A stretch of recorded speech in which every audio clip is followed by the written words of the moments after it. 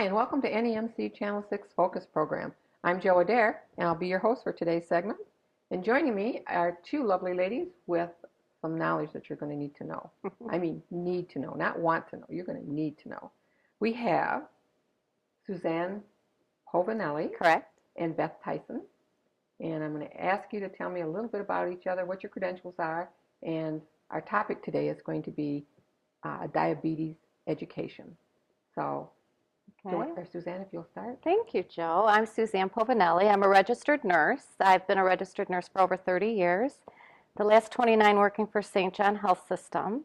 I've been a certified diabetes educator for about 6 years now, and I've been very blessed as my path through nursing has taken me into education. So what that allowed me was working in physician offices, and for the last 5 years, working in community health. And what I do in this role as a diabetes educator is I have 5 counties, and we go around and we educate people in various topics, but mainly diabetes, trying to identify those with prediabetes and work with those who really need that extra help and really are ready for that education and to make some changes. And the nursing field is so broad. It is. How did you narrow it down to this? Oh, good question. It really came down to my past experience. It was cardiology nursing first, then ER, then went into a lot. Yeah, so, but I love what I do. And That's so great. From there, it went into education, staff education, and nursing, then patient education, and in the community. So I've actually worked community health with our director that we have for the last 18 years. So I've been very fortunate. And that kind of went into the physician offices as they used us working in different physician offices, working with those people one-on-one and in groups, and teaching diabetes and lifestyle changes, and really working with people where they are right now. Mm-hmm. So people aren't ready to change unless you really find out what's that one little key we can turn. Right. And we're blessed to do that. Right. Beth, you? Well, I've been a dietitian for over 30 years, and for about 27 of those years, I worked for St. John Providence Health System, majority of that at St. John Hospital and Medical Center. And I've done several different things. I've been a clinical dietitian, a clinical manager for the hospital, and then about a little over 16 years ago, I went into diabetes education. And I really like working with people and teaching, and there's a lot of diabetes in my family, and of course in the country. Everybody's family's got somebody with diabetes. Absolutely, yeah. Diabetes really touches just about everybody's family, and you know somebody or somebody in your family has diabetes, or a friend, or so that's really kind of how I got into diabetes education. And more recently, I joined with community health and with Suzanne and the other people in the community health department. And we really focus on teaching prevention. And myself, I will be teaching about a lot of nutrition-related topics, but I have a special interest in diabetes and prediabetes. And prediabetes is what we're really going to kind of focus on today, I know. Okay. And yes, we've talked a little bit about how many types of diabetes there is and how extensive the information is that people need to know. So today I think we will focus on the prediabetes and the ways to identify or see the symptoms, because not everybody knows what something means. I mean, I've got a cut that didn't heal for the last 6 months. That could be an indication of diabetes. Absolutely. So I think that's one of the things that we'll talk about in today's segment. And prediabetes how is that different from regular diabetes? Well, with prediabetes too, what you're doing is you sometimes have it causes a person's blood sugar that can be slightly elevated, but not elevated enough to have the diagnosis of diabetes. And they can have some warning signs and some predisposition to the diabetes. And it could be family history. Right. People who have had diabetes during pregnancy, what we call gestational diabetes, certain ethnicities or races, such as if someone's African American or has an Asian heritage or Native American, those ethnicities increase the risk of diabetes. Really? I did not know. I knew there was a lot of other factors that makes you higher at risk, but I never thought about race. Also, obesity, being overweight, those are some risk factors. being sedentary. Being sedentary, and we see so much of that in our lifestyle now. Because people aren't getting the exercise that they need anymore. Absolutely. Myself, I sit at a desk, so. Right. Sometimes it's because of jobs or just, people are busy with families and we're not as active as our previous generations were. Right, absolutely. And everything's been made simpler for us. So And that's not a good thing. And that's a whole nother segment. true, Portion right. sizes have increased, so Yes. wherever we go, we're Yes. eating more food. We're burning it off less with less exercise. Our children, we've taken it out of schools, a lot of the gym and activity. So it's so multifaceted. Why is our society having such a predisposition to diabetes, and why do we see such an epidemic of it? Right. And diabetes doesn't necessarily mean that you're going to be a full insulin diabetic. Correct. No. So there's chances that people are at risk and they don't know it. Absolutely. So I'm glad you're here today because we can maybe educate a few people to kind of watch the warning signs and how to take care of them, how to maybe prevent something from evolving into diabetes. So I think we're going to have a good segment today. Good. So if you'll just stay tuned with us, we're going to take us a little short break. When we come back, we'll have a lot more information for you.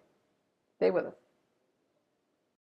It takes less than 1 minute to find out if you may have prediabetes. You can do it here. But you probably won't. You're busy. Kids, work, show coming back in 48 seconds. So let's do this now. Hold up one finger if you're a man. Women, 0. 3 more fingers if you're over 60. 2 over 50. 1 over 40. If you're not sure, keep in mind you're sitting on a couch right now. So 1 more finger if you're not very active. 1 finger if yes, 0 if no. 1 yes, 0 no. Next, find the body type that looks most like you and hold up that many fingers while I look around awkwardly. And that's it. If you're holding up 5 fingers or more, you probably have prediabetes. Sorry to be so blunt, but hey, you're busy. Just go to the site. Hi, and welcome back. Glad you stayed with us. You're watching NEMC Channel 6. And on today's program, we're going to be talking about diabetes. I have 2 very, very knowledgeable ladies with us today. They are from St. John's Providence Health System. We have Suzanne Pavan and Beth Pavan. When we left off, we kind of figured out who you were and where you've come from and how you've led to the educational field that you're in. So now we want to kind of talk about the pre-diabetes. Okay. You have some statistics that we talked about earlier. I do. They're quite startling statistics, really, that in 2012, 86 million Americans in the U.S., 20 years and older, have prediabetes. That actually equals 1 out of 3. And of those 86 million, 9 out of 10 of them don't even know they have it. So those are the ones we really want to reach. And without intervention, about 15 to 30% of people with prediabetes will develop type 2 diabetes within 5 years. So that's pretty quickly. And it could have been prevented. Yes. Definitely. Just with this education. And prediabetes, it's been proven. There's been diabetes prevention trials that first started in the UK and now in the US with tens of thousands of people. And what they've proven is lifestyle changes make the biggest impact. So that's what Beth and I try and do is reach people with those lifestyle changes. Right. Just simple changes like healthy eating and getting more physically active can be preventative for diabetes when you have prediabetes. And 1 in 10 people in the state of Michigan have diabetes, and you want to definitely be one who doesn't. Oh, absolutely. That's a statistic I want to be in. Yes. Right. But I always say if you have diabetes, don't let diabetes control you. You have the power to control it. And it's so overwhelming, and there's so much to learn. So if you have diabetes, get with a diabetes educator or some classes that we can talk about later.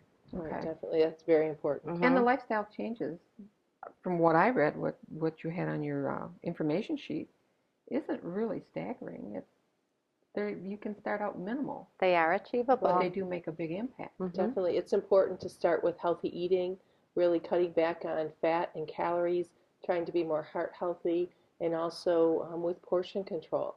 Often we think about taking a plate, kind of a smaller plate, about a 9-inch plate, dividing it in half. And half of that plate should be low-calorie vegetables, for example, like broccoli, cauliflower, salad.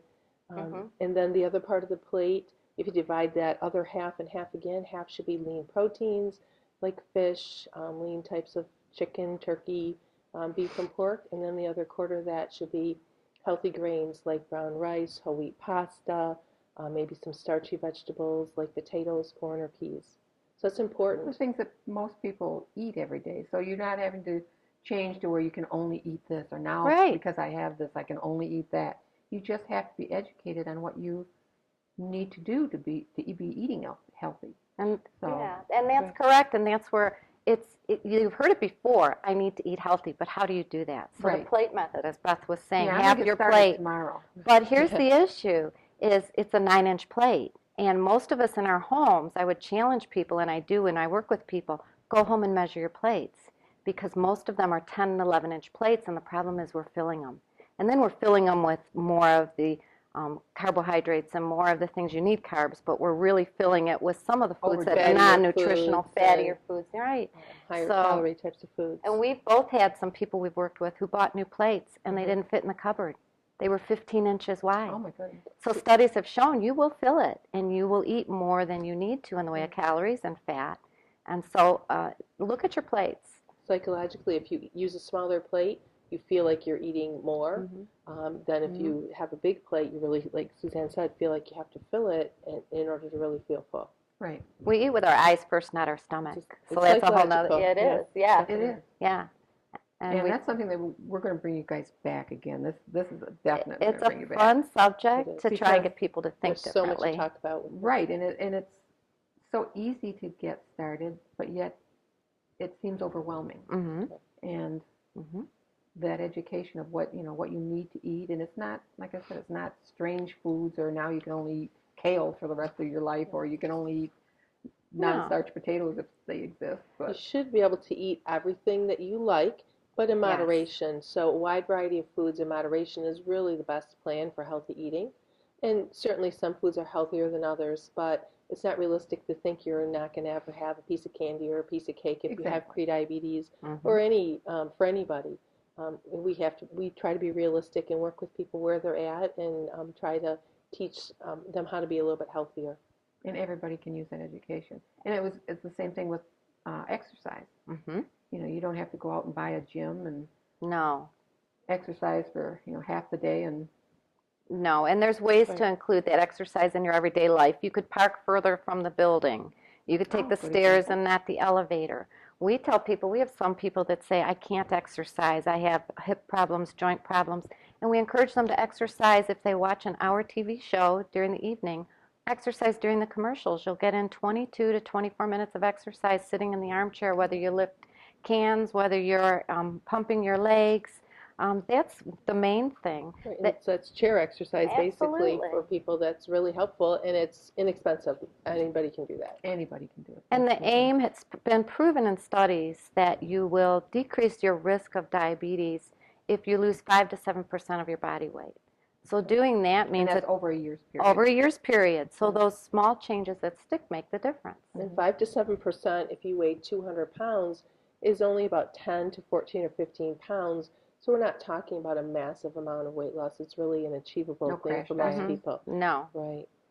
Those crash diets are things that really don't last Work. long. They don't work because they Been don't there, last done long. that. And so has They come back everybody. and have, right? And so has everyone. Yes. Right. Well, this is some information that everybody can use. So we're definitely going to bring you back.